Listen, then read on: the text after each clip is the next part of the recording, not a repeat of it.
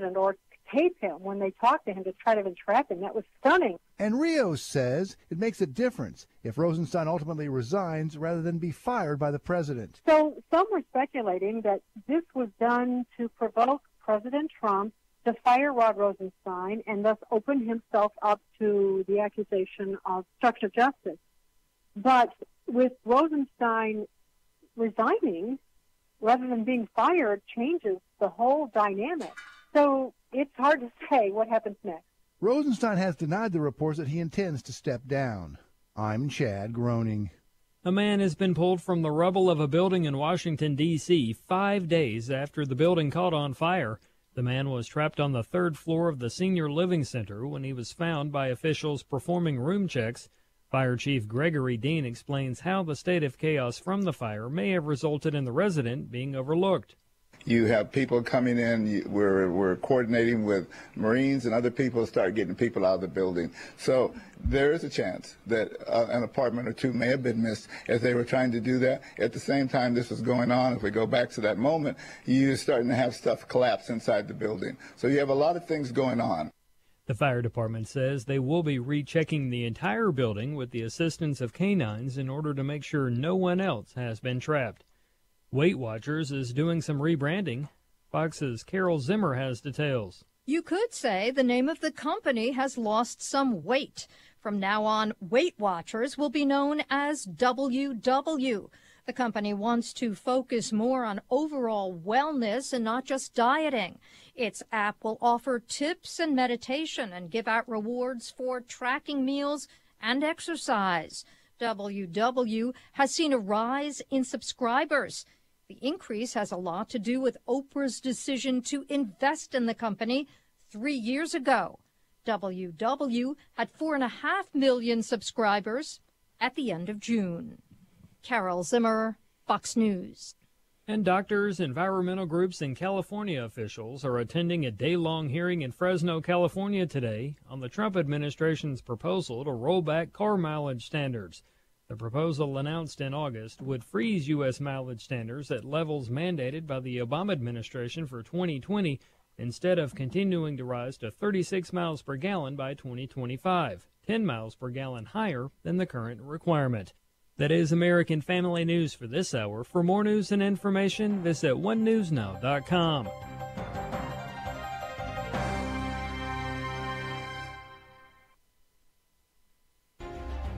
Abraham Hamilton III. God put us in this world at this time to be salt and light. We don't fool because of the darkness that we're facing. This is not the first time in the world's history that it's gotten dark. God has called you and I to be his ambassadors, even in this dark moment. Tune in to the Hamilton Corner, weekdays at 5 p.m. Central on Urban Family Talk.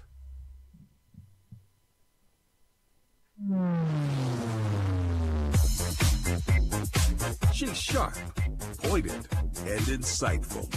This is Stacy on the Right on American Family Radio and Urban Family Talk. It's just not about the wall either. They need the technology and the manpower to respond to the wall. Sure. But you also need interior enforcement. You need ICE officers, because if you're lucky enough to get by the Border Patrol, there needs to be an enforcement in the interior United States that's going to look for you and remove you once they find you. But she says that after at first she wasn't sure this was Kavanaugh when you first came to her last week, and then you write, after 6 days of carefully assessing her memories and consulting with her attorney, she did become confident that it was him. How do you begin to back up an accusation of something that took place 40 years ago? That's impossible. Why create a problem for yourself by firing? Right now, Rosenstein's on the defensive. You're on the offensive. People are actually, for the first time, looking a little bit maybe sympathetic. I think yesterday was the best day for President Trump. I think this Rosenstein revelation certainly plays into the hands of the Giuliani strategy. And now, Stacy Washington. Welcome to the program. Stacy Washington, host of Stacy on the Right here on American Family Radio and Urban Family Talk. Yeah, if I'm looking a little excited, welcome to the program. You can check out later on, head over to if you're listening via our traditional media source, terrestrial radio, you're not catching this, but you can go to Instagram, Stacey on the Right on Instagram. I am holding up my award from this weekend's Gun Rights Policy Conference. I went to speak on a panel about media and the Second Amendment.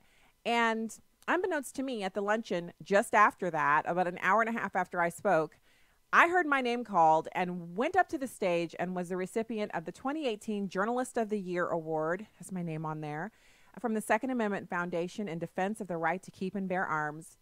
And I can't tell you how excited I am. I never win anything. The awards just aren't my thing. People don't usually give them to me. And here it is. And it's heavy, it's beautiful, and it's mine. I'm so excited about it. I have to say, if you're new to the show, then you may or may not know that I used to write for the St. Louis Post-Dispatch. And if you've been around for a while, you know exactly what happened there. They asked me to write for them. And then when I wrote something that was probably the best column I've ever written in my life, and also one of the truest columns I've ever written, they're all true, but this one was just so true, about how ISIS and NRA members have nothing in common. NRA members are the most so gun owners, not NRA members, but gun owners are the most law-abiding segment of society, even more law-abiding, meaning they have less arrests and prosecutions than the police. And the police are some of the most law-abiding people we have in our country. And so it's an amazing thing to see the article that was written and then my response to it, and to see it lit St. Louis and the journalism world on fire. And I went on from there to write so many pieces for so many other organizations. And the award is just, I guess, a recognition of that. And it was just such an honor to get to be there and speak, period. But to get an award on top of that was so humbling. And the other people who got awards, Kyle Kashev, the young man who is a survivor of the Parkland mass shooting, he received an award for his heroism. He's a pariah at his school, and he experiences so much hatred, yet he continues to plow forward, supporting the Second Amendment and standing by his convictions. So he was there. He was the lunchtime keynote speaker at the luncheon, the awards luncheon, and he also received an award. And so other people who were honored, Rhonda Ezell, one of the plaintiffs in the pivotal gun case. It's a gun rights case out of Chicago. The reason people in Illinois can concealed carry, Rhonda Ezell, she received an award as well. It was a rarefied atmosphere for me to be there with around 1,000 individuals at the conference. And it was kind of like the family meeting, because the NRA convention is so huge. And I see so many people there that I know, but it's just it's a major event. And then SHOT Show is equally large and intimidating to attend. But this was my first time attending Gun Rights Policy, and also my first time getting, winning any kind of recognition for the work that I do. So I'm really, really excited about it. And I give God all the glory for carrying me through the rough parts of that whole thing with the Post-Dispatch, and forward and onward for the other things that we've been able to kind of get done. So today on the program, we are going to be speaking with Dr. Bill Murphy, the president of Good Government Now, and Saundra McDowell, who's a candidate for Missouri State Auditor. We will also be talking about this whole Rosenstein thing. I think it's a trap set for the president. Not that Rosenstein doesn't deserve to be fired. I've been of the mindset all along that he's not a team guy. I could be wrong. Obviously, I don't work there. But from my observation, I believe he's a Republican, but I don't know that he's specifically Team Trump. And on some jobs, you can have people who are on the job, working in the team that aren't specifically team whoever the leader is, and they can still do a fantastic job. And in other situations, like a swamp draining expedition, like the one that President Trump is on, you need everybody to be Team Trump. You can't have any never Trumpers. You can't have anybody who's on there who's maybe toying with being a never Trumper. You got to have everybody be Team Trump. And I don't see Rosenstein as, in my opinion, he's not. But that being said, he's not resigned. The media reports saying that he's resigned. Those are false. And the whole furor around it is because the Democrats are so desperate for Donald Trump to fire any one of the individuals who's connected with the Mueller investigation, because the Mueller investigation has found nothing. The way to revive it and to give it new life, like electric shock paddles, and bring it back to life, is for the president to fire someone who's affiliated with it, because then they can say, oh, look, he's obstructing justice. We don't want that. We want this to be over with. We want them to file their report and get out of Dodge. and take their stench with them. And so we have to wait, and we have to wait it out. And the president seems pretty resigned and laid back about the whole thing. Anyone who says they want to find a way to get rid of you and you're their boss probably shouldn't be on your team. But now wouldn't be the time for anybody to get fired. Now, we'll see what happens. The president has obviously lots of lawyers and people on his legal team who can give him counsel, and that's fantastic, but not anything further than that. So right now, I want to hear from Alan Dershowitz. He was talking about the Rosenstein issue, and he said, don't fire him. Make him testify under oath. That's number one. What he could do very plausibly is have his lawyers go to court and make a motion to recuse Rosenstein from any involvement in any case involving the president, because he has a conflict of interest. He has two conflicts of interest. First, he wrote the memo, and according to the Times report, wrote it willingly, authorizing the firing of Comey. You can't both investigate an obstruction of justice and be part of the obstruction of justice. But second, he has a conflict now because the Times reports that his goal is to be vindicated, and the way he can be vindicated is by putting all the blame on President Trump. So I think a court would look seriously on a motion to recuse, and that wouldn't make it into a Saturday night or massacre. It would make it into pursuing a legal remedy that everybody is entitled to pursue. And that makes a great point. I think one of the best parts about our judicial system is there's a way. You can make a way out of no way. There's some other obscure precedent or law that enables you to do whatever it is that you're trying to do. And sometimes that's to the good, sometimes it's to the bad. It remains to be seen if it will work in the favor of President Trump. But this whole thing, to me, it warrants more questions. Instead of falling into the trap of saying, well, we're just going to fire this guy. No, don't fire. Bring him in. Ask him a whole lot of questions. So a couple of clarifying points. The news has been reporting all day today that Rosenstein was called on the carpet. Rosenstein was, he's going to the White House. He's already said verbally he's resigning, and now he's going to go tell President Trump to his face. How so? If you're on the media list, which I know these people who are reporting this false information are on the media list. If I'm on the White House media list, they are too. Okay? So let's just get this out there. The media list from yesterday, the daily schedule that was issued, said that the president was in New York City.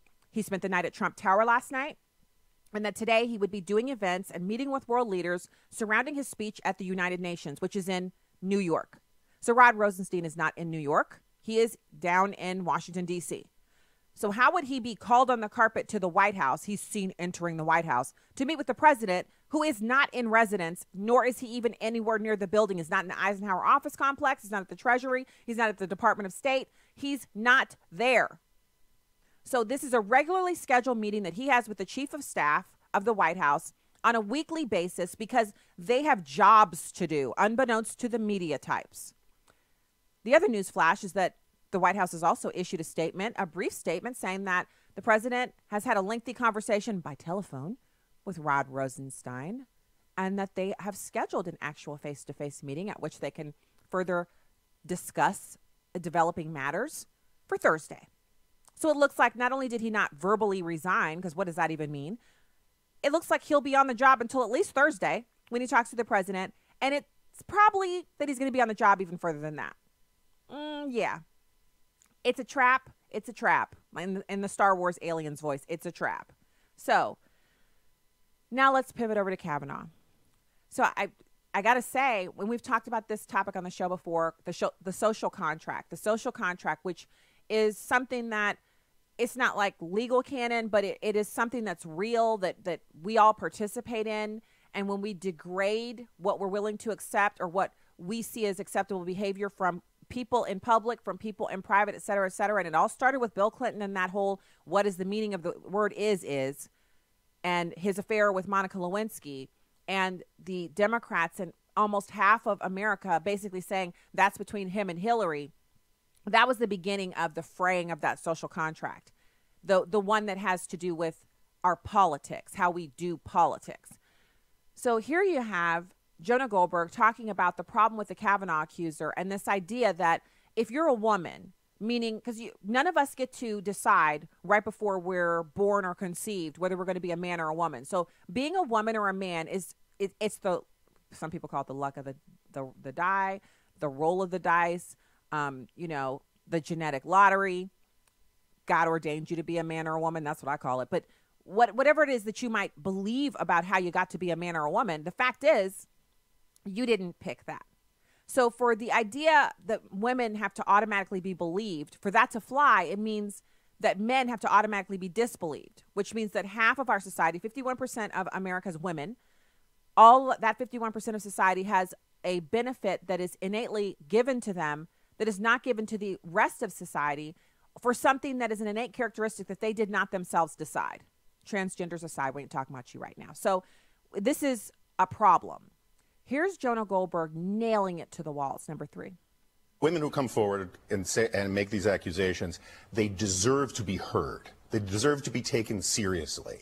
The idea, and Senator Murray says, we never doubt anybody when someone says, my car was stolen. That was a really clever line, and it misses the point entirely. We give the presumption of innocence to people if I say Chuck Todd stole my car. Mm-hmm. You have to prove that. And if we're going to say that women as a class are always going to believe no matter what, well, first of all, I want to see how Democrats deal with Keith Ellison. But second of all, that means that we are throwing out over 1,000 years of really important law that says we presume the innocent of the accused. Not only that, but it also imputes a weakness to women, meaning women aren't held to the same evidentiary standard that men are. Women aren't able to bring an accusation and then bring documentation or supporting evidence and have it stand up under the test of the rule of law that so many of us have seen work to our benefit in the past. And when I say us, I just mean human beings. If you've ever been in court before and had to submit to the rule of law, meaning you have to submit a preponderance of evidence, not just some, not just your word against someone else's, but preponderance of evidence that provides the avenue by which the prosecution can find other supporting evidence that they can present to a jury that a jury would find is enough to convince them without a shadow of a doubt, a unanimous verdict in a criminal case, that this person is guilty and should be dealt with according to the law. That statement completely blows the feminism idea out of the water.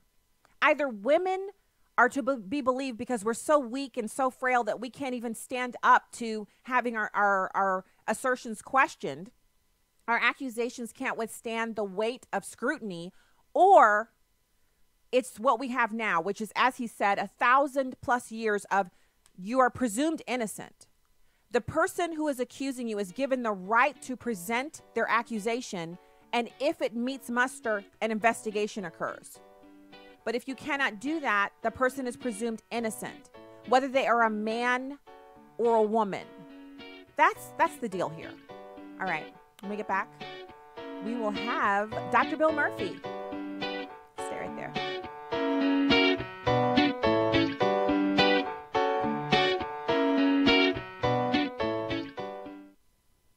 80% of the time, an abortion-minded mother who views an ultrasound or sonogram of her baby will choose life. Here's the story of Candace. The sonogram sealed the deal for me. My baby was like this tiny little spectrum of hope. And I saw his heart beating on the screen. And knowing that there's life growing inside, that sonogram changed my life. I went from just Candace to Mom. Thank you to everybody that has given these gifts. You guys are giving more than money. You guys are giving love. There are currently preborn centers which do not have an ultrasound machine. Would you sponsor a machine today? Dial pound 250 and say keyword baby. That's pound 250 and say baby. Or go to preborn.com. That's preborn.com. Your love could save a life. Hi, I'm Crawford Loritz with a Legacy Moment. One of the big mistakes we can make as parents is, in our desire to be friends with our children, we get too close to them and cross that imaginary line of parental authority to become their pals. Now, don't get me wrong, we need to be friends with our kids, but our children lose respect for us when we don't give them the leadership and direction that is part of our assignment and even a part of our position as parents. They forget who we are. Sadly, too many of us treat God the same way. We want a God that is like our friend. Now, he is a friend who sticks closer than a brother. He does love us, and Jesus is called our elder brother. But there's the other side of God as well. Listen to these words in Psalm 5, verses 4 and 7. For you are not a God who takes pleasure in wickedness. No evil dwells with you. But as for me, by your abundant loving kindness I will enter your house. At your holy temple I will bow in reverence for you. Here David underscores what our response ought to be to our loving Heavenly Father. He does love us, he does come alongside us, but you don't bow in reverence to a friend. You bow in reverence to the Lord, the God of the ages, the one who created us, the one who sustains us and sustains the universe by the word of his power. I just want to plead with you, don't ever forget that God is God. He's holy. He's not to be tampered with or to be diminished in any way. And here's what I want you to remember today. Please listen to this. God is our friend and the lover of our souls, but he is also holy and perfect, and he demands our worship. More information about the ministry of Crawford Loritz can be found online at livingalegacy.org. Welcome back to Stacy on the Right on American Family Radio and Urban Family Talk. Welcome back to the program. Happy Monday to you. Head over to stacyontheright.com and hit the subscribe button. It's great to be with you on a Monday. It's great to be with you. And right now, it's my pleasure to welcome Dr. Bill Murphy, president of Good Government Now. Thank you, sir, for joining us today. Happy Monday to you. Hello. Welcome to the show. Thank you very much. I'm really glad to be with you.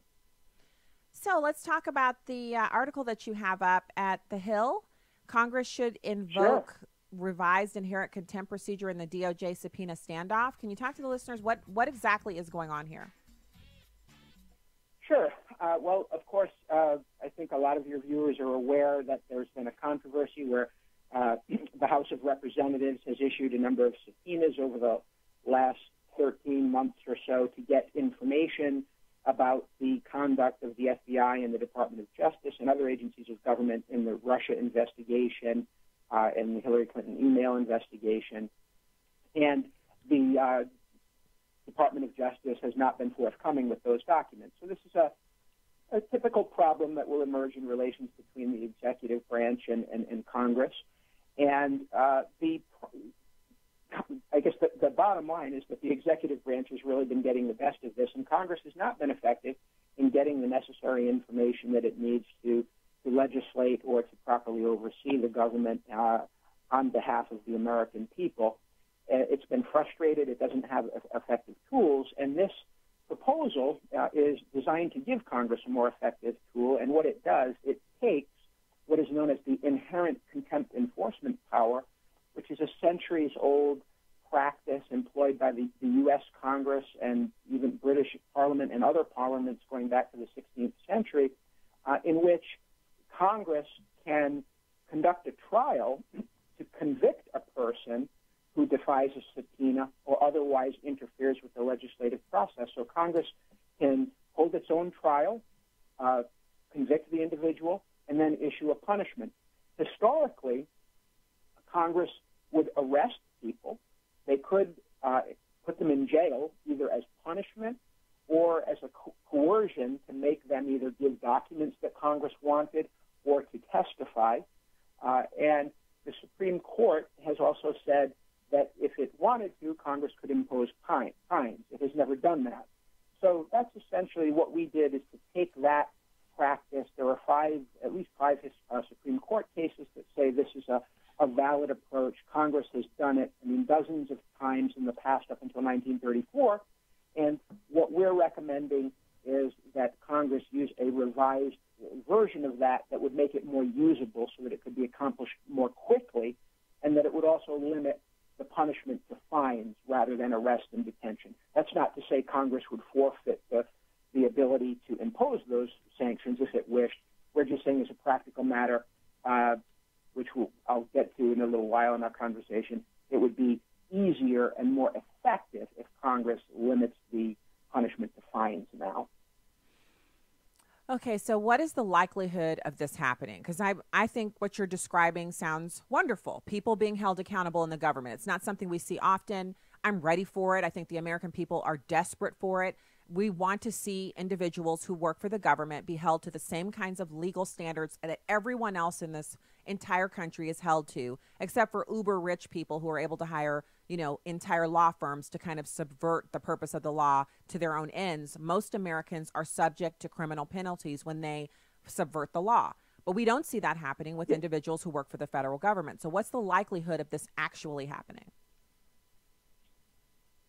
Let me answer that at two levels. The suggestion in the article was that this procedure could or should have been applied to the current DOJ subpoena standoff. So right now, there's no chance of that happening before the election, and probably as a practical matter, not in this Congress. We, introduced that into the debate just as something that could be considered. It's harder to say. I think that the chances are decent. We're working very hard here in Washington to make members of Congress aware of this.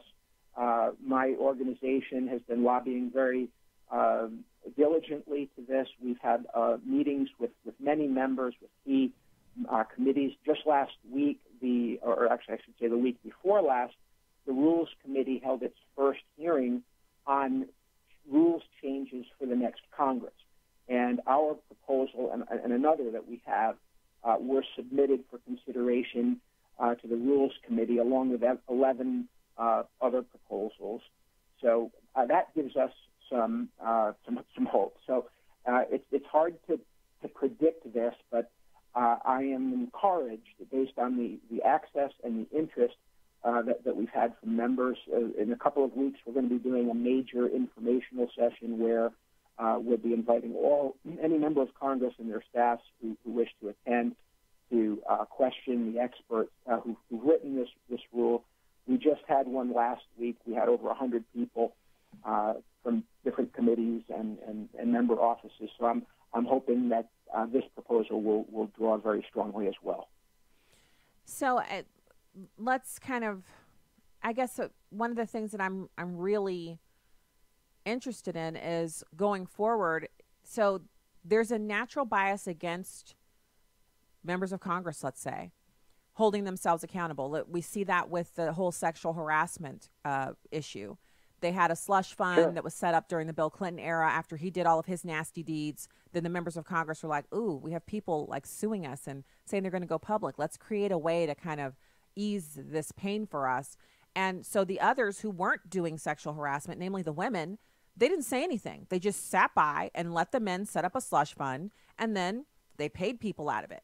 And it went on for a long time. And now that's still going on. Even though it was like a bombshell and it was a national news story and people across the country were disgusted, they're still doing that. There's a natural, the way that it's set up is naturally skews towards people not policing themselves.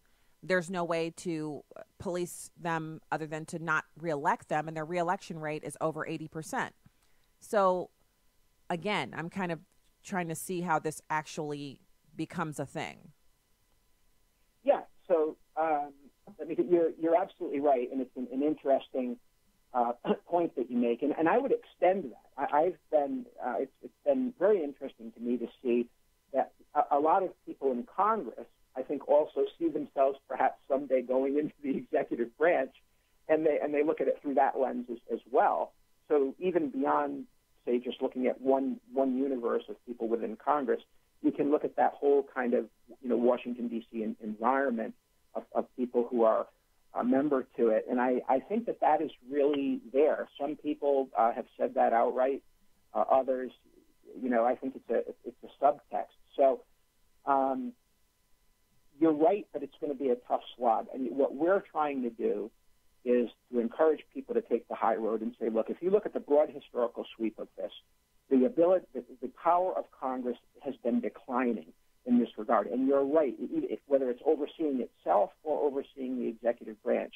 And there's been a deliberate forfeit, because I think there's been a perception among members that doing this type of work is not necessarily a good thing for one politically. You make enemies. It's time-consuming. It takes a lot of work. You don't really get a lot out of it from fundraising or strengthening your political base necessarily. But yet, it's one of the most important functions constitutionally.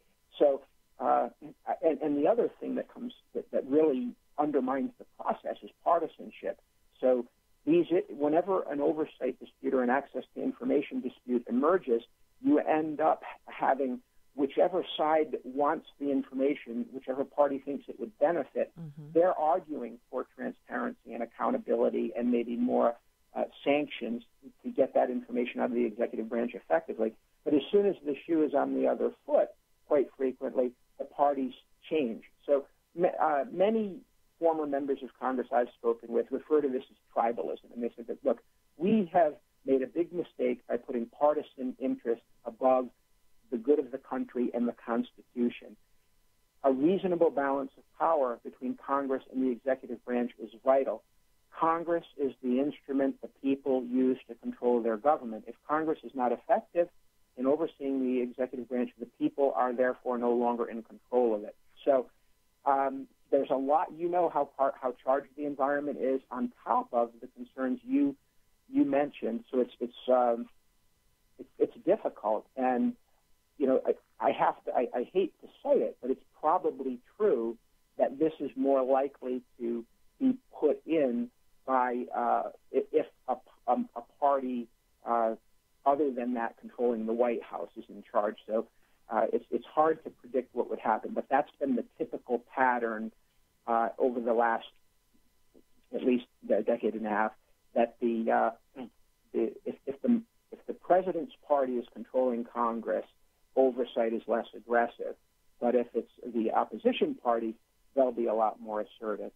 So, but I think that many people on both sides of the aisle are interested in trying to fix this, and Congress is looking for solutions. It's starting these hearings relatively early.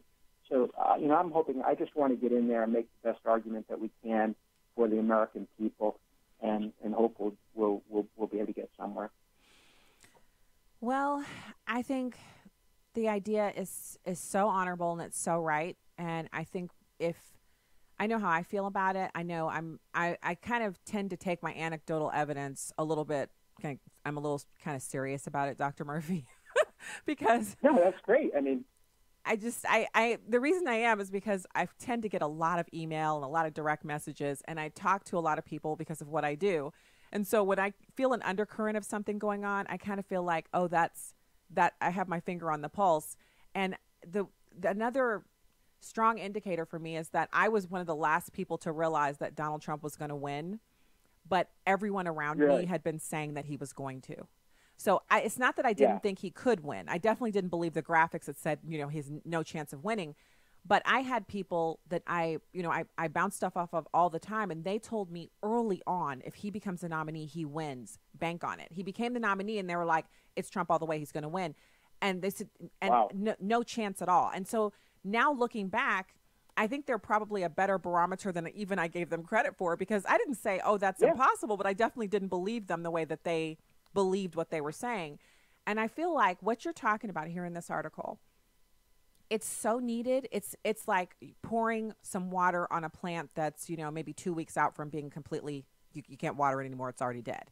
You pour the water on that plant, and it not only soaks that up, you have to keep dumping the water on. And this is one of those things where if you open the spigot and give some accountability and make people start owning up to their responsibilities, $170-some thousand a year is a lot of money. It's way more than the median for a family of four, working here in this country.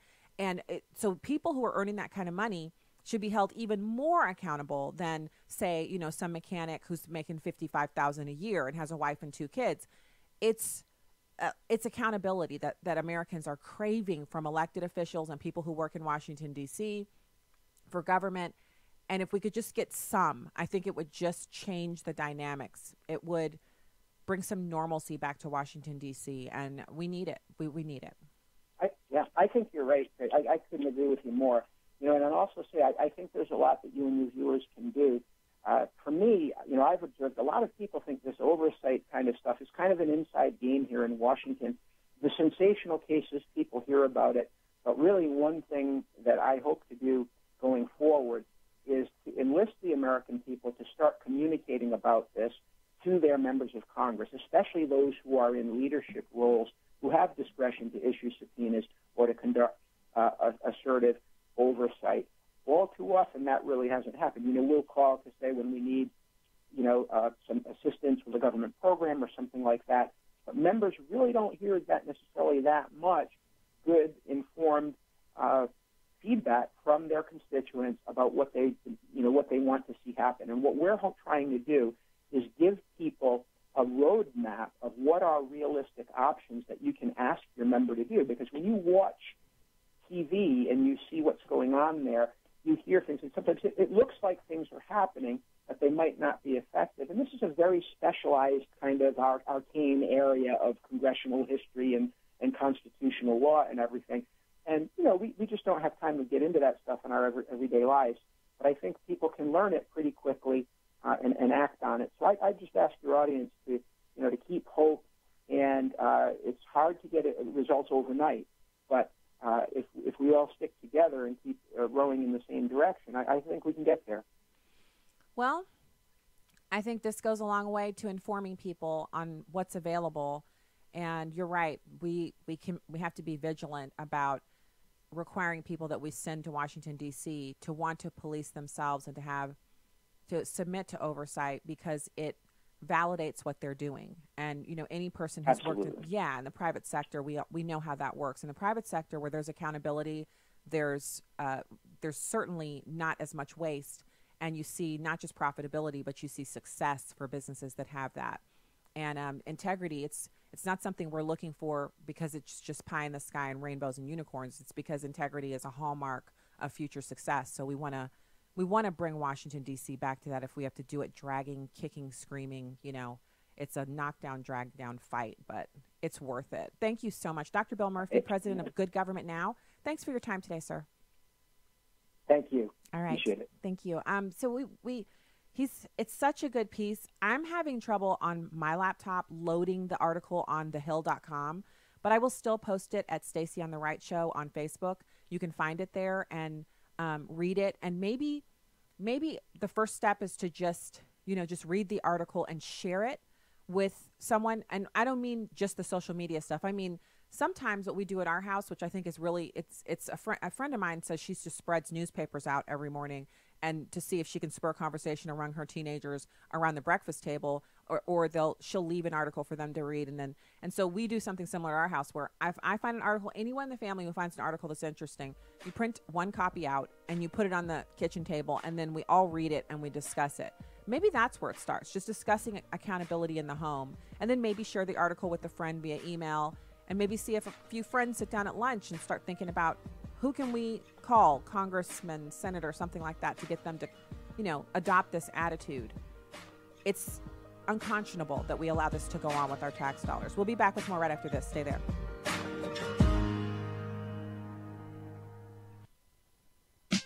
One of the first steps to becoming a Christian is recognizing our sinful nature. What makes this so difficult is that we have selective vision when it comes to our own issues. It's easy for me to see your faults, but when it comes to seeing my own, then my eyesight automatically gets bad. One surefire way to measure new birth in Christ is by opened eyes and a clear vision. Sometimes we can pass between having sight and having no sight because we have fallen asleep to the needs around us, or our perspective on those things that are eternal is distorted. Whatever the case, there is nothing more dangerous than having blurred vision and still thinking that it's clear. Don't measure your vision by your own standards. It will be warped and distorted every time, but rather measure it by God's standards. God desires that our eyesight remains clear. So how is your eyesight today? With a heart for the urban family, I'm today's urban woman, Tony Johnson. Connect with us at urbanfamilytalk.com. Family is an institution set forth by God, one man and one woman for life, with the outflow being children produced by that union. It's obvious to all that there is an attack on the family in our country, and especially on fathers. Whether it's the cycle of sin that persists in our families or the pressure from our government to exclude men from being intimately involved, the strategic battle is on for the souls of men. Join us in the battle to strengthen fatherhood. UrbanFamilyTalk.com. Y'all have encouraged us to go out, stand for the Word of God, stand politically. It's truly a blessing to hear how God is using Urban Family Talk. Just want to say I love everything that Urban Family does. Will you take a moment to share your story? Call 877-327-5647. That's 877-327-5647. Thanks. Donald Trump's America. High-level meetings at the 73rd United Nations General Assembly are getting underway. Ambassador Nikki Haley says President Trump will kick off the global call to action on the world drug problem. The focus is going to be on reducing the use of illicit drugs, on cutting the supply off, expanding treatment, but more than that, international cooperation in how we deal with each other in reference to illicit drugs. Tuesday, the president will address the General Assembly, and on Wednesday, he'll preside over the Security Council meeting. The topic of nuclear proliferation will be discussed and is expected to cover Iran, Syria, and North Korea. So we will have that conversation on non-proliferation and what we can do as an international community to get that to move forward. There are also bilateral meetings confirmed with leaders of South Korea, Egypt, France, Japan, and the UK. Secretary of State Mike Pompeo is also slated to host a Security Council meeting on North Korea. In New York City, Tanya J. Powers, Fox News.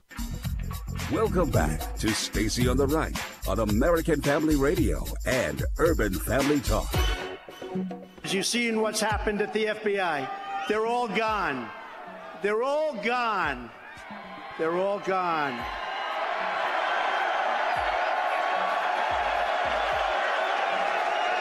But there's a lingering stench, and we're going to get rid of that too. Woohoo! He's talking about getting rid of the lingering stench. Woohoo! Let's do it. Who doesn't love things after they're fresh and clean? You know how it is. You're dreading doing it. You're thinking, oh, we need to do a deep cleaning. And then when you're finished and the smell of freshly mopped floors, they've been mopped with bleach, and there's that sweet scent that comes up afterwards, and all the bathrooms are clean and everything is just so. Everything's been dusted. Even the dog has been shampooed and blown dry. Everything's right. Oh, it feels so good. We need that in Washington, D.C. No joke. We need it. We're going to take some calls. I know earlier, right before the guest, we had a caller and we weren't able to take you because we had our guest ready. But if you'd like to join the program, 866-963-2037, 866-963-2037. Love to chat with you. I think we have a little bit of info about this whole idea. Now, I know I've said it here on the show. I've said it online. I've said it everywhere. This is a coordinated strategy. It's just like what they did to Herman Cain. They're just doing the same thing over again. It's the classic Democratic playbook. I just tweeted out also that in my opinion, they're actually accusing Brett Kavanaugh of all the stuff that Democrat men have done. Anthony Weiner, Teddy Kennedy, Bill Clinton, Harvey Weinstein. Remember the things that we know that they did? That's what they're accusing Brett Kavanaugh of doing. And this man, and on top of what he's going through, his wife is getting the worst kind of hate emails, text messages, all the stuff, all the communications coming into her, letters mailed to their house. Your husband should kill himself, just the worst kind of stuff. And is the media reporting on that? Should Brett Kavanaugh's wife be given the benefit of the doubt? Remember when Hillary Clinton, when we would talk about how she was complicit in what her husband did, everyone would say, no, she's a victim too. She deserves our sympathy. We shouldn't judge her on what her husband did. Where's the sympathy for Amy Kavanaugh? Oh, that's right. She's a Republican woman, so she doesn't get any sympathy. She's not even really a woman, and she hates herself. That's what they think about Amy Kavanaugh.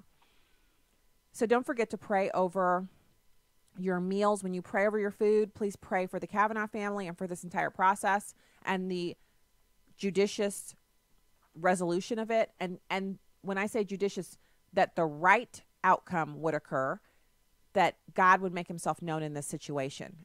We got to pray for that when we pray over our food.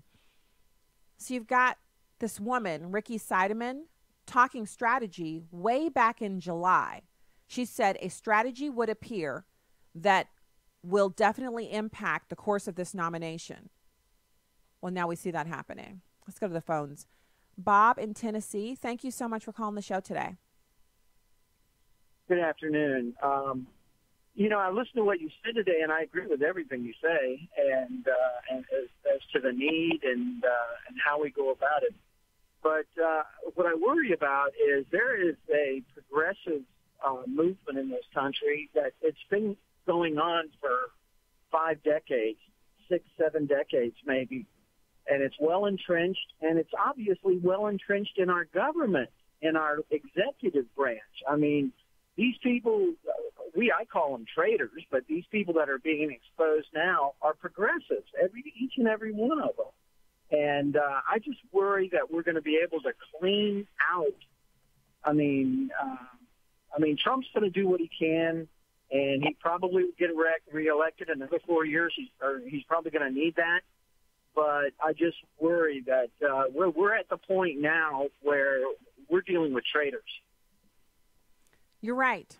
I can't disagree with you. I mean, when we talk about what they're doing to Judge Kavanaugh, no evidence, no proof, just ripping him down because they can, because they don't want to see the end of abortion, which there's no guarantee that happens under Judge Kavanaugh. There's no guarantee. But yeah, you're right, Bob. Thank you. I agree with you that we play fair, they don't. They're in the mud. We're standing around, keeping ourselves clean and neat and trying to argue using words. Jeremy in Arkansas. Thank you so much for calling the show today, Jeremy. Hey, welcome to the program. Okay. Let's go to Daniel in Indiana. Hey, thanks for calling the show today, Daniel. Welcome to the program. Hello. Hi. Welcome to the program. Yeah, hey, congratulations on your award. I normally don't do that because I try to help people stay humble, right? Oh, thank you. You bet. So your guest that was on, I think Dr. Murphy, didn't hear everything, but I appreciate what they're doing. But unfortunately, Washington is an island right now, and it's got the idea that additional consequences or additional actions would somehow change things. You can't change a person's conscience or heart regardless of what laws you put in place. They already have censure in place. They already have, you could hold someone in contempt and actually hold them in prison. I think it's the mid-1800s where there's a law on the books where if you hold someone in contempt of Congress, you could hold them in jail like we should have done with Eric Holder until they produce evidence. That's right. So it's not a matter of we need additional, action or additional policies on the books or laws on the books. We have to have people that are willing to take action. And we don't have that because I think they get to a place, Daniel, where if I take action against you, then enough dirt on me, you're going to take action against me. And no one wants to start the free-for-all, so everyone is just kind of saying, well, people are just going to get away with some stuff. Like, it's just going to happen. And that's wrong. Well, if I may, if I may, this is what my father told me when I was young. He said, if I ever did anything to break the law and impose myself on another human being, regardless of what it was, he would be the first person to turn me in. That taught me a valuable lesson, and this is what the lesson is that you have to go and being a congressman. If your friendly neighbor congressman is doing something and it's unlawful, then you have the duty to turn that individual in, period. Oh, man, Daniel, you're telling the truth. I remember telling our son that when he was younger, and he was talking about something had happened at school, and I said, what do you think is going to happen when he gets home? And he said, I don't think he's going to get in trouble because he gets in trouble a lot, and his parents don't seem to, he doesn't come home and talk about he doesn't come to school and talk about how he got in trouble at home. And I said, well, you need to know if you did something like that and I found out about it, I'd turn you in myself. And he looked at me and he looked at his dad, and his dad was like, yep, that's how it works around here. You're never getting away with anything like that. And he said, I wouldn't do that. I said, yeah, but you need to know that if you did, you would get in trouble when you got home. And it is something that parents have to tell kids, because we are always telling our kids how we'll defend them and how we love them and how we'll do anything for them. But we also have to tell them, look, if you do something like you break the law, we are required to hold you accountable. And so it doesn't mean we won't support you and we won't help, but you've got to know that we're not going to cover things up for you. We don't have enough people who've heard that from their parents to begin with. And we definitely don't have enough people who know that for, as a matter of course, as what they're doing at their workplace. That much is evident by what we're seeing in Congress right now. It's just crazy. So I want to do a little bit on this social contract. We've talked about it before, and it's not like you don't know what it is, but I'm going over it because we all often have, like, I'll have someone message me after the show and say, yeah, you mentioned this, but you didn't really go into it. And so it's never a bad thing for us to kind of go back into it a little bit and kind of define it. And it's a moral and political philosophy. The social contract is a theory or model that originated during the Age of Enlightenment and usually concerns the legitimacy of the authority of the state over the individual. And the reason I say that the social contract is being destroyed and clawed at and torn and ripped and really it will cease to exist is because when the state is found to have done wrong and no one who operates as an agent of the state is held accountable, it tears at the ability of the state to exert authority over individuals who are not a part of the state. What does that look like? Well, what it looks like is what we saw with selective prosecutions of individuals when Hillary Clinton goes free, when way back in the day Teddy Kennedy went free, even though he was there when a girl died and he left her there, he went free, went on to be a member of Congress. He just rose up and had all kinds of power. Teddy Kennedy, not only responsible for the death of Mary Kopechne, but also responsible for changing our immigration system to the complete free-for-all crazy pants circus it is now. Look at the result of not holding Teddy Kennedy accountable back when he was a teenager, back when he was a young man. If he had been held accountable for that, back in those days, having a conviction of any kind would have precluded him from ever running for political office. Not today. Now, if you've got some kind of criminal background, it's like, woohoo, that makes you hardcore. You got cred. If you have some kind of background where you've done something spurious or you have a sketchy background, that makes you cool nowadays. But back then, it would have prevented him from ever being in the Senate. Without him in the Senate, we would not be having thousands of people, 2,000 people in one day, cross a certain area of the border over the weekend. 2,000 apprehensions in one spot. Thanks, Teddy Kennedy. Yes. So there are repercussions. When we allow people to get away with doing wrong, they go on to do wrong at an even greater level than the original wrong that they did. Now, true enough, some people get off with a smack on the wrist and they see the light, they change their ways. But there was no smacking of the wrist or the pinky finger or even the shoulder in Teddy Kennedy's case. And look what happened. And the same thing is going on now. Some of the same bad actors we've seen historically a few decades ago, a decade ago, 5 years ago, they're still bad actors right now. The ones who are held accountable slink off into that good night and you hope they stay out there, but sometimes they rear their heads again. Look at Al Franken. He's trying to resurrect his career. They just don't know when to go away. But they haven't been taught that because they're not being held accountable.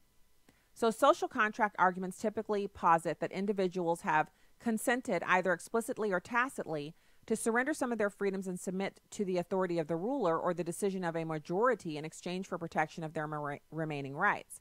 Now, here in our country, we actually have a constitution that was created to kind of reorient that statement of what the social contract is. And the reason that the founders did that is because they knew that it wouldn't be right to say you have these rights, but in order for the state to protect you, you have to give these up. So they created the Constitution in such a way, that's why it's so unique and so different from other constitutions and other documents that found nations, so that the rights come from God. They acknowledge that. They don't create the rights coming from God. They acknowledge that the rights come from God and that the state exists to protect them. But in our tacit agreement with the United States government as citizens, that these are our elected representatives, there has to be some form of accountability. And when you see what's happening with half of Washington, D.C. saying that any accusation leveled against Brett Kavanaugh has to stand and be investigated, even when the accusations are spurious and outlandish and have no basis in fact, in pursuit of a political aim, which is derailing his nomination because they don't want to see gains they've made at the Supreme Court reversed, That is a tearing of the social contract.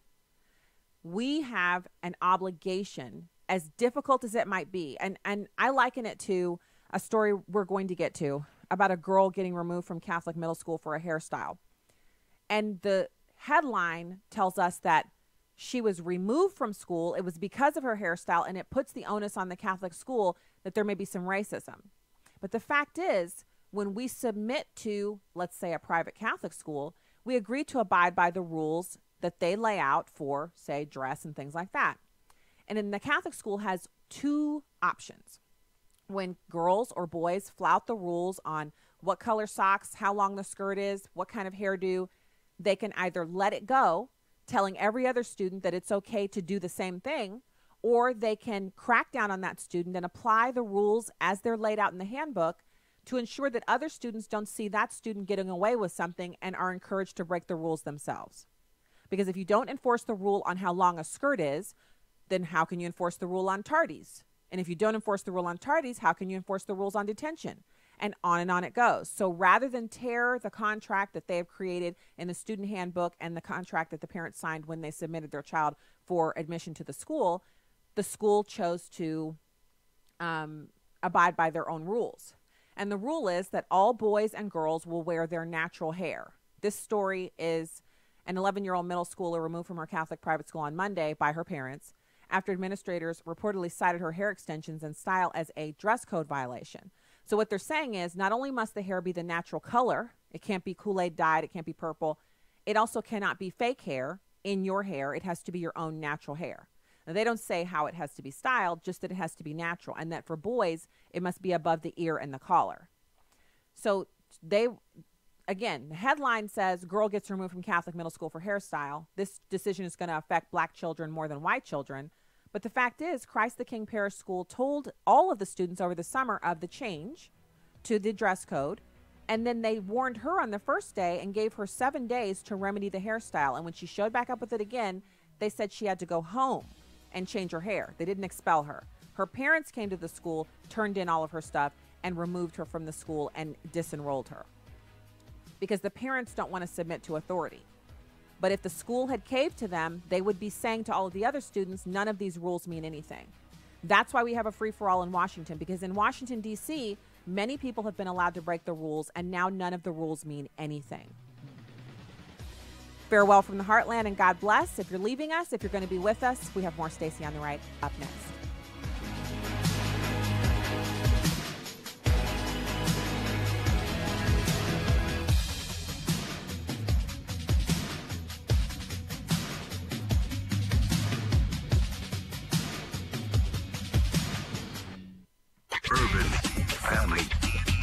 Urban Family Talk.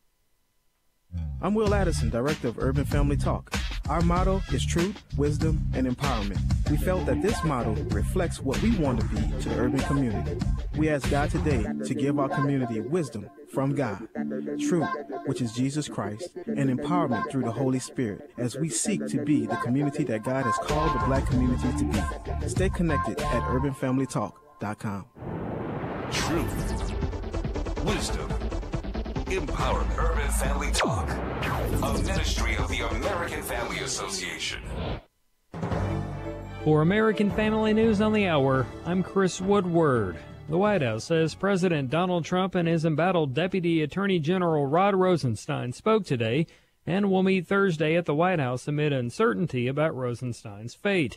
Thursday is the same day that Trump's Supreme Court nominee Brett Kavanaugh and a woman who has accused him of sexually assaulting her when they were teenagers are set to appear before the Senate Judiciary Committee. Meanwhile, Kavanaugh says he will not be intimidated into withdrawing, even after an article from The New Yorker claiming a second accuser has come forward about Kavanaugh alleging sexual misconduct. Kavanaugh claims this is a smear campaign. President Trump agrees. More flooding in South Carolina is expected this week, all due to the former Hurricane Florence. Fox's Evan Brown reports. The rainwater from Florence that fell in South Carolina is rushing back downriver to places like Georgetown County between Charleston and Myrtle Beach. We are expecting to start seeing minor flooding starting probably tomorrow and worsening throughout the week. Spokesperson Jackie Broach-Akers says the areas needing evacuation are hard to pinpoint, saying it's not a storm surge despite being a coastal community. The ocean area is just fine. This is river flooding, so it's primarily areas that follow along the Waccamaw and PD rivers. Some 8,000 people could be forced to leave their homes. Eben Brown, Fox News. An English language advocacy organization is calling on 67 million people to get proficient in English. AFN's Chad Gerning explains. According to the U.S. Census Bureau, thanks to lax immigration enforcement, nearly half of the residents in the nation's 5 biggest cities do not speak English at home, choosing instead their native language. And overall, a record 67 million U.S. residents, including native-born, legal immigrants, and illegal immigrants ages 5 and older, speak a language other than English at home. Stephen Gushov is executive director of Pro English. He says those people are at a distinct disadvantage. If you come to this nation and you immerse yourself in English and you become proficient in English, that's going to open you up to better job opportunities, more income. You're going to be in a better position to support your family. You're not going to need to rely on government welfare or any other social services. So Gushov has a suggestion for the 67 million not speaking English at home. We strongly encourage them to immerse themselves in English and become proficient in English for reasons related to linguistic and cultural assimilation, because frankly, they're going to have a much better shot at achieving the American dream the more they speak English in this country. And Gushov says finally making English America's official language would also be advisable. I'm Chad Groening. A white police officer accused of fatally shooting her black neighbor inside his Dallas apartment has been dismissed. The Dallas Police Department fired Officer Amber Geiger today, weeks after she fatally shot 26-year-old Botham Jean inside his own apartment on September 6th. Court records show Geiger said she thought she had encountered a burglar inside her own home. Geiger was arrested on a preliminary charge of manslaughter days after the shooting. She is now out on bond. Actor James Woods refuses to delete a meme he says got him locked out of Twitter. Fox's Kristen Goodwin has details. Conservative actor James Woods locked out of his Twitter account over a tweet sent out months ago found to be in violation of the site's rules. The hoax meme, said to come from Democrats, encouraged men not to vote in the midterm elections, saying hashtag let women decide and hashtag no men midterm. Woods says Twitter told him the post has the potential to be misleading in a way that could impact an election. The 71-year-old slamming the company and its CEO, telling the Associated Press, free speech is free speech. It's not Jack Dorsey's version of free speech. Adding the irony is Twitter accused me of affecting the political process when in fact their banning of me is truly egregious interference. Twitter says it does not comment on individual accounts. Kristen Goodwin, Fox News. And if you're filling up your vehicle on this, the final week of September, expect to pay a national average of $2.85 for a gallon of regular. That's about the same price as this time last month. 30 cents more than this day last year. Find more news at onenewsnow.com.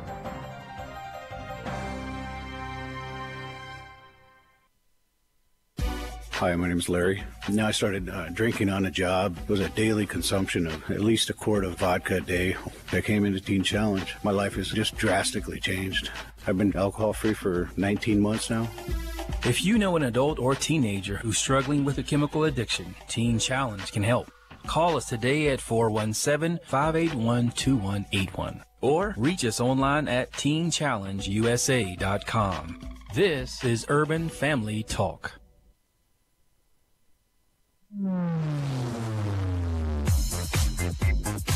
She's sharp, pointed, and insightful. This is Stacy on the Right on American Family Radio and Urban Family Talk. It's just not about the wall either. They need the technology and the manpower to respond to the wall. Sure. But you also need interior enforcement. You need ICE officers, because if you're lucky enough to get by the Border Patrol, there needs to be an enforcement in the interior United States that's going to look for you and remove you once they find you. But she says that after at first she wasn't sure this was Kavanaugh when you first came to her last week, and then you write, after 6 days of carefully assessing her memories and consulting with her attorney, she did become confident that it was him. How do you begin to back up an accusation of something that took place 40 years ago? That's impossible. Why create a problem for yourself by firing. Right now, Rosenstein's on the defensive. You're on the offensive. People are actually, for the first time, looking a little bit maybe sympathetic. I think yesterday was the best day for President Trump. I think this Rosenstein revelation certainly plays into the hands of the Giuliani strategy. And now, Stacey Washington.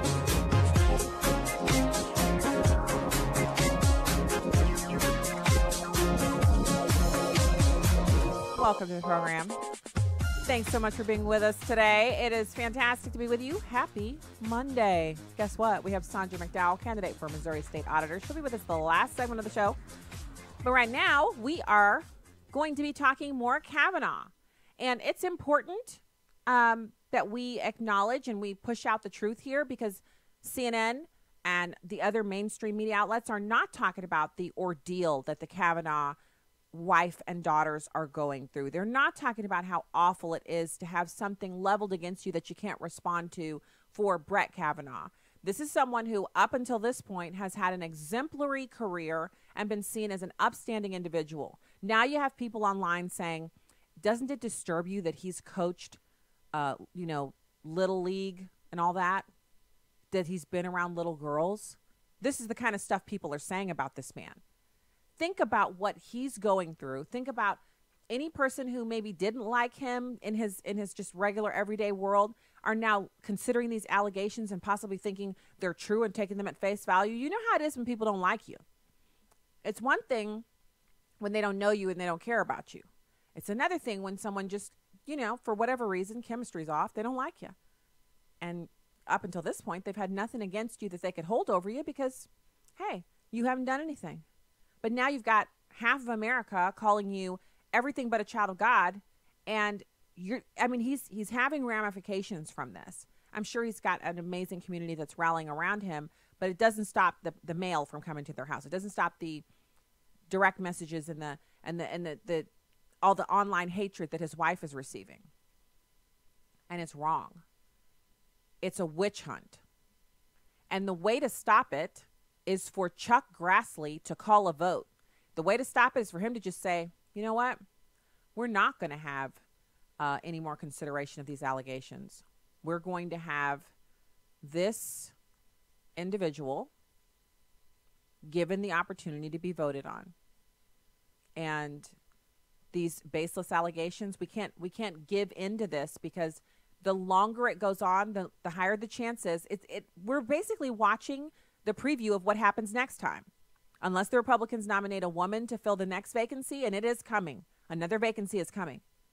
Unless they nominate a woman, and I wouldn't put it past the Democrats to trot out transvestites and lesbians to say that they have been sexually assaulted or, violated by any woman that's brought forward on the Republican side. Remember, deflection, accusing other people of what they're guilty of, this is the playbook. Freeze the target, demonize it, tear it down, execute the target in the court of public opinion. You don't need evidence for that. You just need people to say the same thing over and over and over again. That's how you get there. So, counselor to the president, Kellyanne Conway, had a little bit of commentary about the Kavanaugh accusations. It's number 4. Calling this a smear campaign. Indeed, this is starting to feel like a vast left-wing conspiracy. The New York Times says that they interviewed dozens of people over the last couple of weeks trying to verify this second accusation, and they couldn't go forward with the reporting. Not because they are supportive of President Trump's Supreme Court nominees, but because they have some standards. And they could not come forward. And in fact, the New York Times also reports that Ms. Ramirez was asking people if they remembered and telling them that she couldn't. So she couldn't remember. And that's in the piece. Again, deceptive headlines put it to a place where you don't have the ability of the individual who's listening to it, who's doing the reading of the story. If you're just doing the headlines, you think, wow, this is a bombshell. It's a breaking, story about something that's happened. When in reality, she says in the piece, well, the thing is, the Democrats were looking for people who knew him at Yale. And so I said I did, because I did know him. But then they said, well, what do you remember about his sexual assaults? And then, I had to really think. I'd been to a party where he was. I was drunk, so I didn't remember everything, but I thought I remembered something. And after 5 days of thinking about it and consulting with a Democrat strategist and attorney, this is what I came up with. Immediately repudiated by people who know her well. Immediately repudiated by Judge Kavanaugh himself. It's bad when the guy breaks out his calendars from 1982. And I don't know why they didn't expect him to do that. I do not know why they didn't expect Judge Kavanaugh to have his calendars from 1982. I did. As soon as they said, well, in college, he blah, blah, blah, I thought to myself, yeah, he's that guy. He is that guy who keeps his calendars. Because I'm that person, too. I have all the since I started keeping a common family calendar, I have them all. You try to throw it away, and you're like, I just can't let this go. And so it gets stored away with the calendars. Not a shock. I know there's people all over the country right now. We're in our own little crew. We should have like a pin, like survivors of this or that will have a little ribbon that they wear. We should all have a ribbon. If you keep calendars from decades ago, you should have a little ribbon that you wear. When we see each other in public, we just give a nod and a, a nod of respect. Yes, I'm one of those people as well.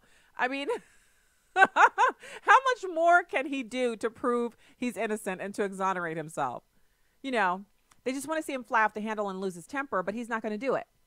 So here you have one of the article writers is Ronan Farrow, and he's made a name for himself exposing he was the one to break the Harvey Weinstein story. And so he has all this respect and credibility. But then on the same token, he partners up with this woman who wrote the book about Anita Hill. And we all know Anita Hill was thoroughly debunked. So please stop referring to her as someone who, she's a standard bearer. She's the original person who launched accusations against someone for political reasons and got tore down. That's who she is. So he wrote this article, this breaking article, with this person who has that background. And when he's asked about it, he said the new Kavanaugh accuser came forward because the Democrats came looking. Number 6. She came forward because Senate Democrats began looking at this claim. She did not flag this for those Democrats. This came to the attention of people on the Hill independently, and it's really cornered her into an awkward position. That's why she took time to think about this carefully. She said point blank, I don't want to ruin anyone's life, but she feels this is a serious claim. She considers her own memories credible, and she felt it was important that she tell her story before others did without her consent. So, breaking news, Brett Kavanaugh and his wife Ashley, I said her name was Amy, I apologize, Ashley Kavanaugh, Brett Kavanaugh and his wife Ashley are speaking out on the Supreme Court nomination controversy on Fox News tonight on, let's see, is it Shannon Bream? Martha McCallum. They're going to be on The Story with Martha McCallum at 7 p.m. Eastern, and it's going to be a bombshell to watch them sit there together and to see their demeanor and to look at his face. And I guarantee Martha McCallum's not going to softball this thing. The hard questions are going to be asked, and they're going to answer. And they have every right to do this because they need to clear their names.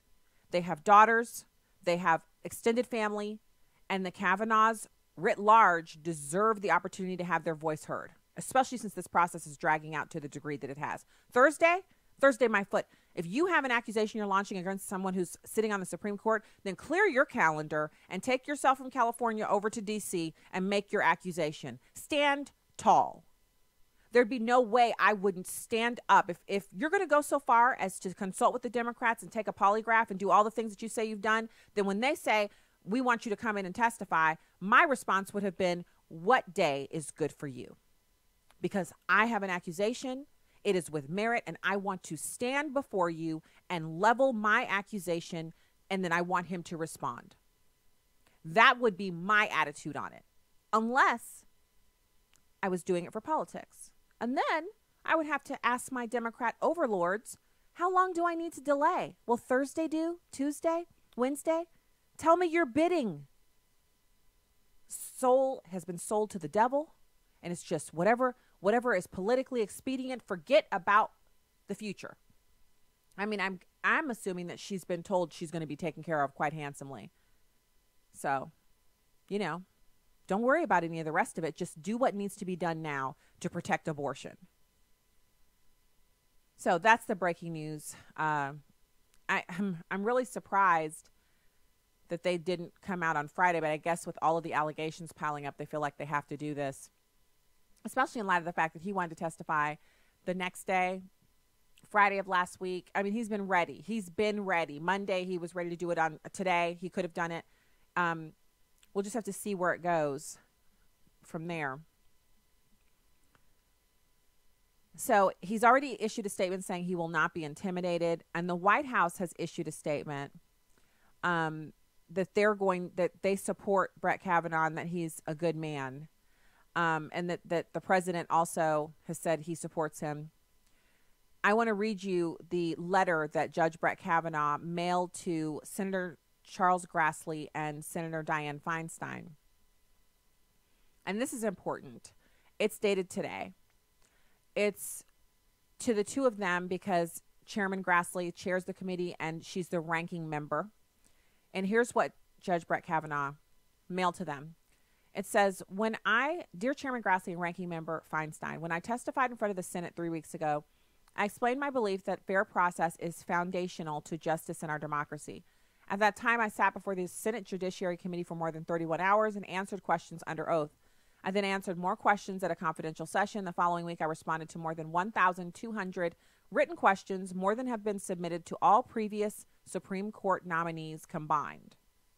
So every other Supreme Court nominee, take all of their questions, add them together, and Brett Kavanaugh answered more questions than all of them did. When he's seated, he will be the most thoroughly vetted Supreme Court justice in the history of this country.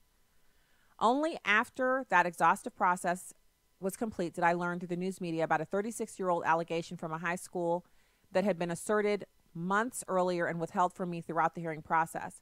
First, it was an anonymous allegation that I categorically and unequivocally denied. Soon after the accuser was identified, I repeated my denial on the record and made clear that I wished to appear before the committee.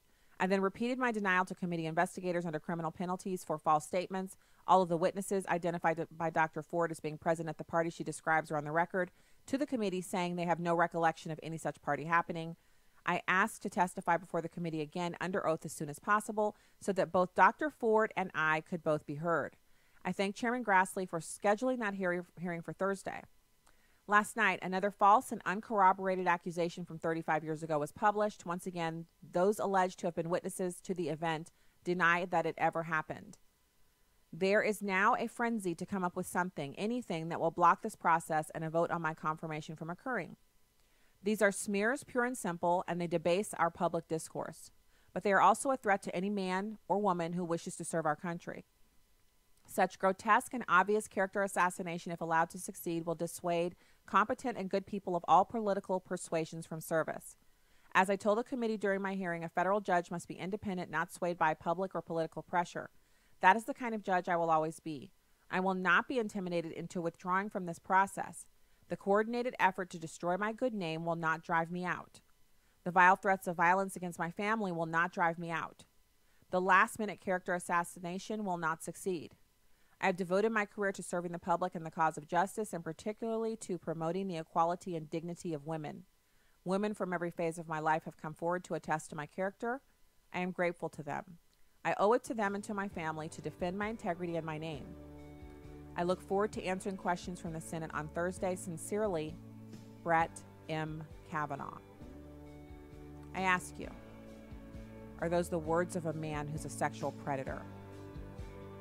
Or the words of a man who stands ready to serve on the Supreme Court of the United States? It's time for a vote. We'll be back with more after this.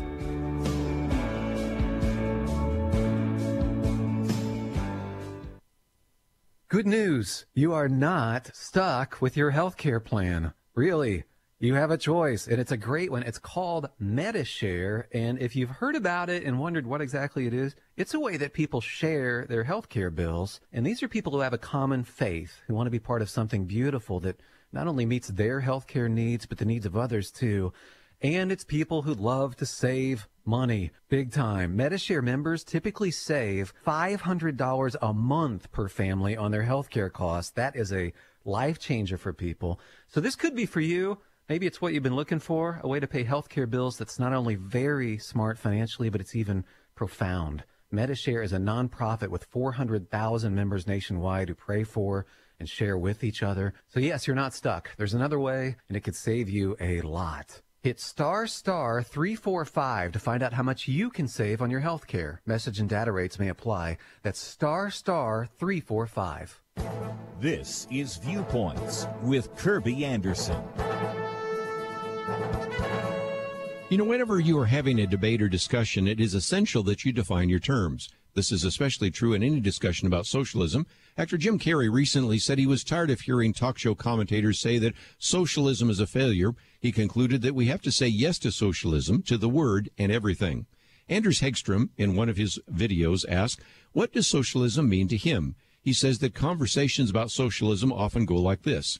A liberal says we should be socialist. A conservative points to Venezuela and says socialism doesn't work. A liberal says, what about Sweden and Norway? The conservative then points out that those countries aren't actually socialist. Even if we accept the comment by liberals, there's a problem. Nordic countries have tiny populations of less than 10 million, and copying and pasting their policies to a country of 330 million isn't going to work. These Nordic countries were successful before they adopted the redistributive policies they have now. There's a more important point. Anders Hegstrom reminds us that the policies of true socialists like Senator Bernie Sanders and Alexandria Ocasio-Cortez go far beyond what the Nordic countries have. For example, Bernie Sanders wants a planned economy. None of the Nordic states have this. Alexandria Ocasio-Cortez wants to abolish profit. None of the Nordic countries have done that, and both of them want a universal minimum wage. None of the Nordic states have that. Are there any socialist countries that have those policies? Yes, those would be the countries of Venezuela, Cuba, and the former Soviet Union. Those are the countries conservatives often point to as why we don't want socialism. Remember this in your next discussion about socialism. I'm Kirby Anderson, and that's my point of view.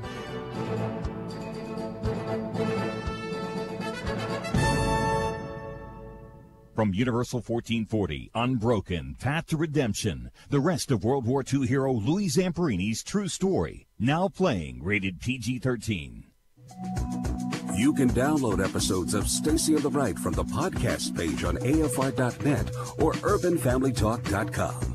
Now, back to the show on American Family Radio and Urban Family Talk. That story has taken such a turn. Look, I've been doing this for 34 years. As you know, I started in the Border Patrol. Every place they have put a wall up or a barrier, it has worked. 100% of the time. Not some of the time. Every time they put a barrier up, illegal crossings have dropped. Why would we not want the wall? But the far left media is pushing a false story to the American people. That irritates me even more because those people are putting their political ambitions ahead of their job, which is to protect the sovereignty of this country and protect our border. They know it works. So it's, I've been out there, I get frustrated with the Democrats because none of them want the wall, right? They all want sanctuary cities to keep illegal aliens in, but they don't want a wall to keep them out, which I think is completely backwards. But these people have taken an oath to defend this nation, and they're supposed to be working for the constituency. The wall is proven to work. They should support it and put their political ambitions aside, stop worrying about November, and do the right thing for this country. You see? Welcome back to the program. StacyOnTheRight.com, AFR.net, UrbanFamilyTalk.com. Thanks for visiting our sites and for all the communications. We appreciate your ears. Thank you for being here today.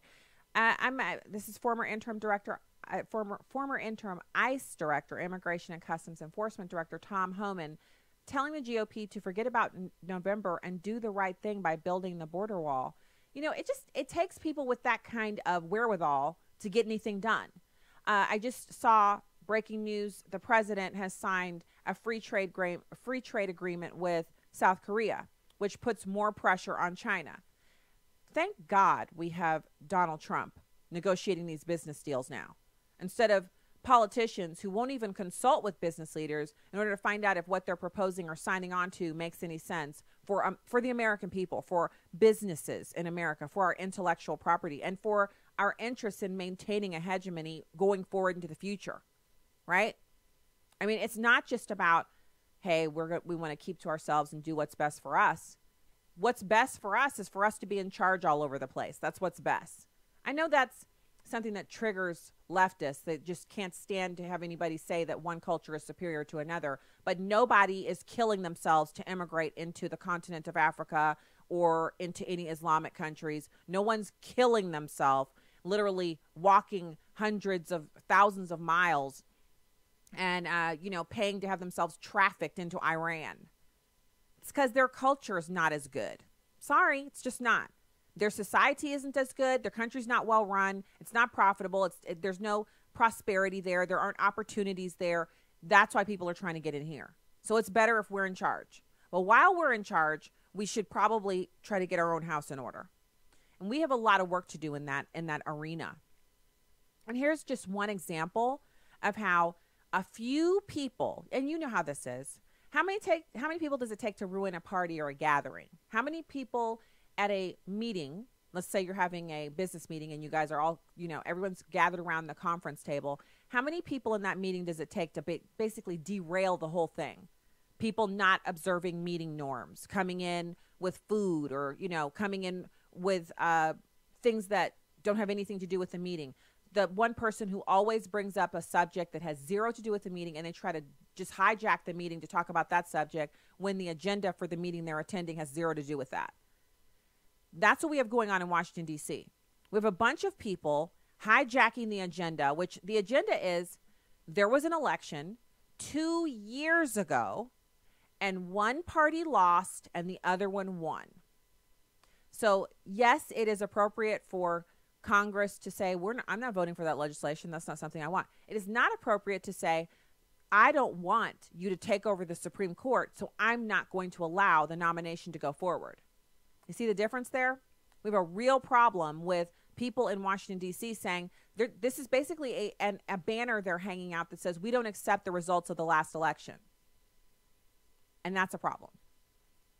So here's an example of, it just takes a few people to ruin something, a party, a meeting, even something as simple as just going through line at the grocery store. Have you ever been behind someone at the line at the grocery store and that person is getting out a paper check to pay, which there's nothing wrong with that, but then they start writing in what looks like calligraphy, carefully looping and then they have to ask a whole bunch of questions, then draw through a whole bunch of stuff on the check and correct everything, the address, the phone number. And so this is turning into an ordeal. You're just wishing they would get a debit card out and just swipe it. You're like, oh, don't you have a debit card? And that person just keeps going slower and slower. And this isn't about the person being older. I've seen older people whip out a checkbook and pay lickety split. So it's not about the age. It's about the person basically hijacking the process of paying for their food so that everyone behind them has to pay attention to them. And it's just basically everyone stop what you're doing. I'm over here doing something. And that's what we have in this community. So it's in Locust Park, which is in Blount County. And these spectators actually went so far as to have shirts printed up that say, "We believe." And they wore them, green shirts that say, "We believe." They wore these shirts because the school board decided that they're no longer allowed to have a pre-game prayer over the loudspeaker at the football game. So the shirts read, "We believe" on the front, and on the back, the Lord's Prayer as taken from Matthew 6. The prayer over the loudspeaker was replaced by a moment of silence. Now remember, a moment of silence is usually what you do to commemorate the death of someone that you want to honor. So they took away their ability to pray over the loudspeaker and said, you know what, you can just have a moment of silence. Knowing good and well, probably those school board members don't even attend the games. And then you've got the crowd responding by saying, we're going to say the Lord's Prayer during the moment of silence. So the crowd recited the Lord's Prayer during the moment of silence. So Greg Armstrong said, "It was a moving moment. I've never been more proud to be from Blount County," he said in an interview with AL.com. Armstrong is the Blount County Revenue Commissioner and the Minister of Music at Locust Fork Baptist Church. 5 area churches, including Locust Fork Baptist Church, Grace Community Baptist Church, Turning Point United Methodist, Pine Bluff Baptist Church, and Edgewood Baptist Church, paid for 1,000 shirts to be printed and distributed to the public for free. Church staff gave out all 1,000 shirts in about an hour on Friday afternoon. There are about 300 or 400 people who didn't get a shirt that wanted one. More shirts in each of Blount County Schools' colors have been ordered and will be sold afterwards for $5 each. Area businesses have also started making similar shirts, including Amanda Moore, who owns Monogramming Manda. Soon after the school board announced their decision, she started getting requests for shirts with the Lord's Prayer from several Hayden area residents. She then designed a shirt with the Hayden High School logo on the front pocket and the Lord's Prayer shaped like a cross on the back. She said, I'll sell them until people stop asking for them. She's gotten requests for shirts with other schools' logos and says she's trying to keep up with the demand. The reason for all of this, the Freedom from Religion Foundation, the Freedom from Religion jihadists, sent a complaint encouraging the school to end the practice of pregame prayer over the loudspeaker, which then the school caved into. Roy Moore even held a press conference about bringing prayer back to schools on Friday. Moore said that if students, free of influence from school officials, wish to pray over a loudspeaker before games, the law permits it. Armstrong said Blount County residents plan to keep reciting the Lord's Prayer at future games. And Blount County, when it comes to that time for the moment of silence, we plan every week to do this. I hope what we did was not for show. I hope what we did will honor the Lord. It's been a tradition to voice prayer over the microphone, but sometimes new traditions are made and are bigger and greater than in the past.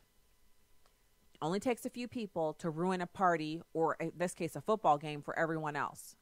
And remember, a person, so let's say you're there and they don't have prayer, and you are a Christian and you believe in God and you do want to have prayer. You just pray silently to yourself. You could even gather a couple people around and hold their hand and maybe say a little prayer to yourself. But if the tradition is that they say a prayer over the loudspeaker and you're there and you don't enjoy prayer, why do you have to stop them from having the fun that they've been having? Why do you have to be the curmudgeon and the stick in the mud to stop them from doing something that it wasn't hurting anybody? Praying doesn't actually cause anyone to burst into flames or to experience pain and suffering or even to harm any parts of their physical body. It's not damaging psychologically. And being nearby, it doesn't harm you because as soon as it's over, you're not feeling anything more beyond what you just heard. You just heard something. It's fine.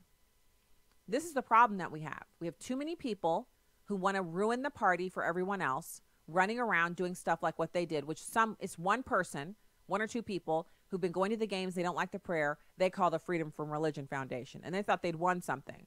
Now it's going to be kind of hard to stop because in order for the school board to stop people from reciting the Lord's Prayer, which they're doing spontaneously, what they're going to do? Send the police in? What police officer do you know that's going to go in and start arresting people for praying? Not in America. No, it's not going to happen. So what they did was they tried to ruin the party and they made it worse for themselves because now instead of hearing one person praying, now they've got the Lord's Prayer, which is probably significantly longer than the original prayer that they were doing. And it's said by multitude of voices, which is something they're going to hear ringing in their ears all evening. Sorry, but they are. And that's happening every week. And so the school board can't do anything about it. I like it. This is how you respond. It's not about beating that person up or fighting them and telling them off. It's not about confronting them on social media. It's about saying, we're not going to be silenced. We're not going to let you come into our area and ruin our fun.